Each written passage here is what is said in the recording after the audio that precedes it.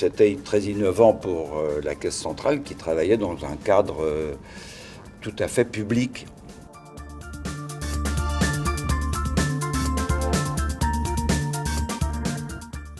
On a fait rentrer 3 administrateurs qui ont été pour nous un point d'appui, un levier très important pour faire passer au niveau des projets et des opérations qu'on proposait, comme décision d'investissement, des modalités nouvelles, donc des quasi-fonds propres, et puis d'autres évolutions. Par exemple, ne pas se contenter simplement au secteur productif, aborder le secteur des services, le secteur bancaire, le secteur des assurances, diversifier.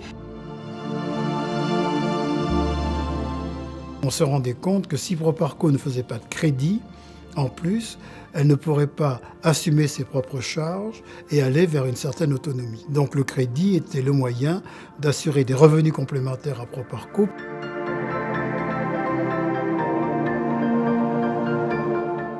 Le premier défi a été de dire qu'il faut que Proparco devienne un investisseur de référence avec des établissements financiers ou bancaires ou des fonds d'investissement régionaux. Donc il a fallu hisser Proparco à ce niveau-là. Et parallèlement, et en plus, sur le plan de l'image politique, bâtir des partenariats directs avec non seulement l'UMOA, mais c'était déjà fait, avec les fonds de garantie, etc. La SADEC, c'était déjà fait, il a fallu simplement les amplifier, mais surtout avec l'Afrique de l'Est.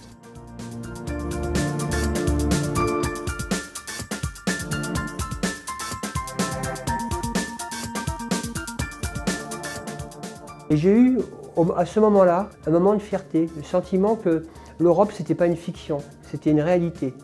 Et que, également, sur le plan des politiques de développement, et notamment des politiques de développement en faveur du secteur privé, on pouvait combiner nos compétences et combiner nos opérations.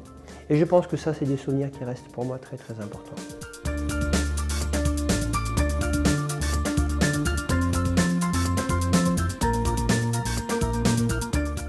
Moi, j'ai eu la chance de vivre une période de très forte croissance, puisque c'est la période où on a levé 300 millions d'euros en capital. On a, sur ces 5 années-là, quasiment quadruplé la taille de Proparco, qui est passé d'un bilan de 600 millions à peu près à plus de 3 milliards, mais surtout qui est passé de 45 personnes à plus de 160. C'était un énorme gain de productivité. Et pour nous, ça représentait aussi, alors côté Proparco, une sorte de reconnaissance de la part de nos consoeurs européennes, une reconnaissance de notre professionnalisme. Parce qu'il faut savoir que dans les années 2000, Proparco était un nain par rapport à la DEG et au FMO.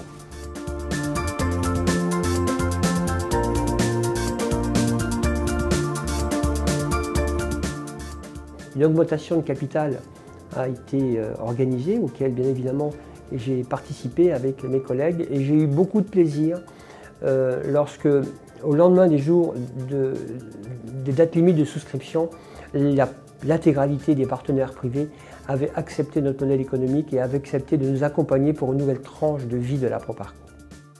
Nous avons pour ambition d'accompagner nos clients, d'en accompagner encore plus chaque année, tout en sélectionnant en fait des projets qui font sens et qui ont un impact en matière de développement durable.